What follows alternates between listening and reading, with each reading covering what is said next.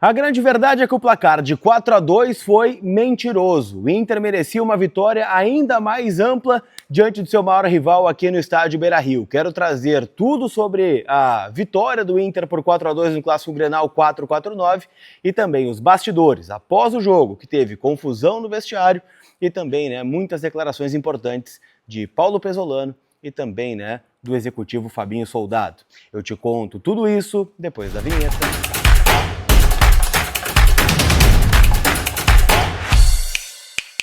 Tudo bem, gente? Vamos trocar uma ideia então, afinal, Vamos repercutir o que foi, essa vitória do Internacional, um chocolate do Inter de 4-2. Poderia ter sido muito mais, gente? Poderia também ter sido muito mais fácil essa vitória do Internacional, mas se não é sofrido, não é o Inter também, Mas o que importa é que o Inter conseguiu essa vitória importante, então já fica o nosso combinado. Deixa teu like, te inscreve aqui no canal, hype o vídeo e se puder, seja membro também do canal pra gente seguir, nessa parceria juntos. Tem grupo de WhatsApp com informações do Inter, tem sorteio de ingressos, sorteamos um par de ingressos aí pro Grenal neste domingo. Então, quem veio aqui aproveitou bastante, E na conta do colarzinho, tá bom?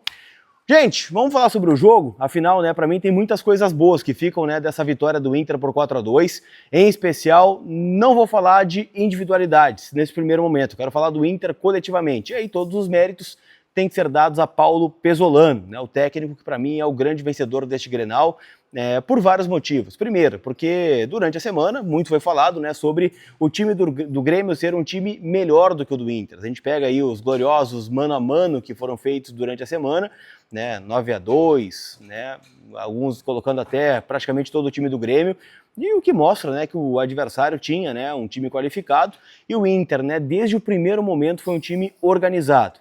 Não tivemos surpresa na escalação, foi um time bem parecido com aquele que venceu o Inter de Santa Maria na última quarta-feira aqui no estádio Beira-Rio, e que trouxe alguns alertas que a gente fez logo após o jogo, em especial da parte defensiva do Inter. O Inter sofreu bastante com as investidas do Inter de Santa Maria, tiveram chances claras de gol que acabaram não sendo convertidas muito pela incompetência do time adversário, e hoje o Inter foi um pouquinho mais coeso defensivamente, em que pese ter saído perdendo logo no comecinho do jogo, uma jogada onde o Bernabé tem a bola dominada, ele perde o domínio da bola, o TT toma dele, vem o cruzamento para dentro da área, o Carlos Vinícius ganha do mercado, e aí o Amuso tá livre para fazer o gol, o Vitor Gabriel também estava fora do lance. Então, para mim, foi a grande falha coletiva do Inter. Depois não tivemos mais falhas, e isso também mostra o Inter organizado e o Inter que colocou a bola no chão e manteve o seu modelo de jogo, com o Paulinho jogando muita bola, Ronaldo também muito bem no jogo, Alan Patrick bem no jogo, Carboneiro bem no jogo, e aí o Inter buscou o empate, que já deveria ter saído antes, em algumas oportunidades de gol que o Inter teve, mas foi sair numa cobrança de escanteio, que também tem sido uma arma muito importante do time do Pesolano. Lembro do jogo contra o Monson, teve gol de cabeça do Borré, cobrança do Bruno Gomes, gol do Borré. Contra o Inter de Santa Maria, teve o gol do Félix Torres. Contra o Ipiranga, teve o gol do Bruno Henrique, também numa cobrança de escanteio do Iago Noal. Então já é o quarto gol de escanteio que o Inter está fazendo em 5 rodadas do Campeonato Gaúcho. Então é uma arma que o Inter aproveitou muito pouco no ano passado e nesse ano acaba sendo letal. E aí o Borré cabeceou, o Marcos Rocha acabou fazendo gol contra. E, cara, bem no primeiro tempo ainda, o Inter já poderia ter virado o jogo. O Alan Patrick teve uma chance clara, o Carboneiro e o Bernabé tiveram chances claras, o Vitinho teve bola no poste, também a bola de frente para o Everton e não fez o gol.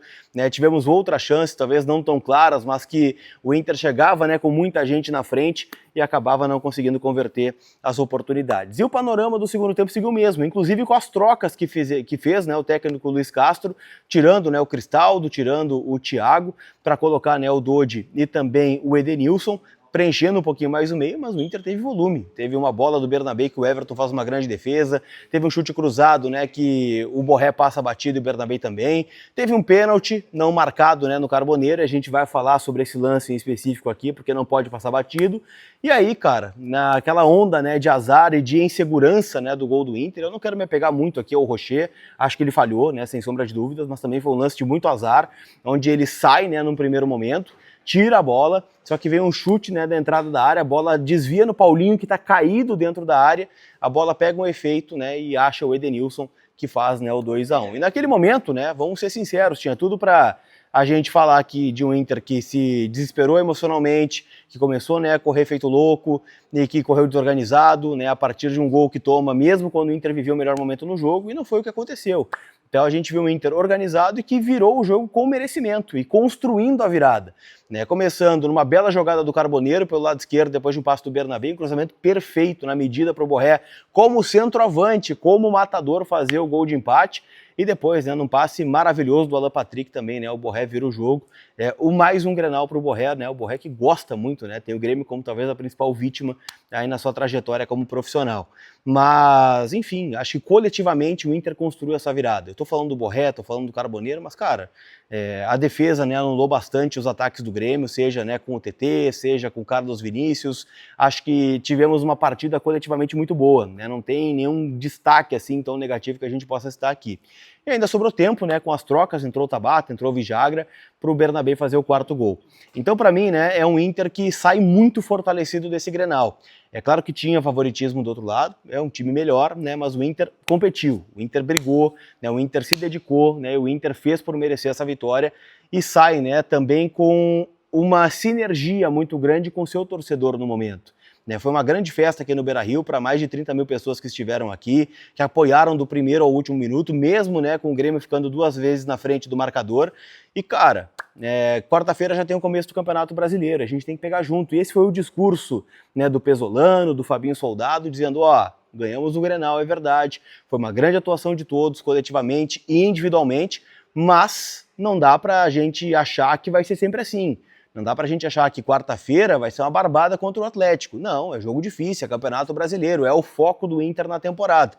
Então o torcedor que tiver a possibilidade de vir pro estádio, venha pro estádio apoiar o Internacional, incentivar o Inter, pra gente, né, construir juntos uma grande campanha também no Brasileirão. Dito isso, tá, quero ir para alguns pormenores aqui que aconteceram depois do jogo, em especial episódios negativos que vieram, né, da arbitragem e também por parte do rival, né, do co-irmão que bagunçou tudo que deu aí no pós-jogo. Primeiro ponto, tá, quero falar muito sobre a arbitragem em cima deste lance que está colocado aí na tela, um lance numa cobrança de escanteio do Alan Patrick, curta para o Carboneiro, ele invade a área e ele é claramente empurrado com as 2 mãos pelo Arthur. Então é um pênalti não marcado, primeiro um erro grosseiro do Lucas Horn, né, um árbitro estreante no Grenal, que fez uma arbitragem horrorosa, né, com todo respeito ao profissional, né, mas não está preparado para uma Série A de Campeonato Brasileiro, não está preparado, né, para um jogo de nível como é o Grenal, inverteu faltas, deixou de dar cartão, deixou o Luiz Castro, né, deitar e rolar em cima dele durante praticamente todo o jogo, não deu esse pênalti que é na cara dele, é um lance crucial de jogo, se não estou enganado, estava 2-1 para o Grêmio, estava 1-1, né, estava ainda bem equilibrado o jogo, ele acabou não dando esse pênalti que, cara, não precisa nem da revisão do VAR. E aí tu olha o VAR, né, Jean-Pierre Gonçalves de Lima. Aí o Colar persegue, né, o Jean-Pierre, né, que tem aquela foto, né, icônica do Renato beijando as mãos dele lá em 2019, depois de uma final inacreditável que ele comandou naquele momento. Mas, poxa vida, isso não é pênalti? Olhe para essa imagem aqui, isso não é pênalti? Então é um lance, né, que o Inter lamenta bastante e também, né, lamenta muito a postura do Marlon, né? E aliás, se tirar o microfone do Marlon tá sobrando pouca coisa, né? Foi no microfone ano passado, né, fazer um discurso, né, do vitimismo e o Grêmio é prejudicado e meu Deus, né, o Grêmio é roubado todos os jogos, cara. Teve um lance claro de pênalti pro Inter e o Marlon teve a pachorra depois do jogo de ficar na porta do vestiário, né, do Internacional e falou ao presidente Alessandro Barcelos a seguinte frase: "Parabéns, presidente, comprou a arbitragem cedo este ano." Essa foi a declaração do Marlon. É o típico discurso do gremista, né? O Grêmio ganha, empata ou é roubado. Hoje, né, o Grêmio perdeu roubando, ainda por cima, né, o jogo de hoje aqui no Grenal 449 no estádio Beira-Rio. Ampliando, né, para a torcida do Grêmio, né, que após o jogo tentou invadir, né, a área destinada à torcida do Internacional, já sem ninguém no estádio, né, a torcida do Inter já tinha saído, tinha apenas nós aqui, profissionais de imprensa, né, trabalhando ali no setor, e eles tentaram, né, derrubar um gradil, até conseguiram, né, derrubar aquela divisória. 1 ou 2, né, passaram, mas logo se arrependeram e voltaram, mas muitas cadeiras foram depredadas, né, alguns itens, né, de patrimônio do Inter também foram depredados nas dependências, né, da torcida visitante. O Inter ainda não tem esse levantamento completo, mas lamenta, né, demais que isso tenha acontecido. Aliás, né, a depredação aconteceu também no gramado, né, o reservado onde estava o mister, né, o Luiz Castro, também foi depredado pela comissão técnica ou por algum jogador, né, tem vidro quebrado, então a conta vai chegar, né, na nova SAF, né, SAF do Grêmio, vai ter que pagar uma conta aí alta por conta de tudo que aconteceu aqui no estádio Beira-Rio. Tá bem, gente? Grande vitória do Inter e é o que importa. E eu só tô com raiva do Bernabé, né? Porque ele tirou o meu palpite lá na KTO, cara. Eu ia cravar um 3-2 com 2 gols do Borré. Falei esse palpite desde sexta-feira lá no AM Colorado. Mas, né, foi 4-2, mas tá tudo bem, tá perdoado, Bernabé. Se quiser fazer de novo isso aí que tu fez, pode fazer mais vezes, não tem problema nenhum. E o melhor de tudo é que agora tem uma nova aposta, né, para fazer na KTO, no Aposte e Ganhe. Né? Fiz uma aposta, numa odd acima de 1,8, né, não bateu, tem uma nova chance para brincar na quarta-feira de Campeonato Brasileiro em kto.bet.br, sempre lembrando, a KTO é minha casa de apostas, jogue sempre com responsabilidade, lembrando, casa proibida para menores de 18 anos, tá bom? Turma, aquele abraço e a gente se vê. Fui!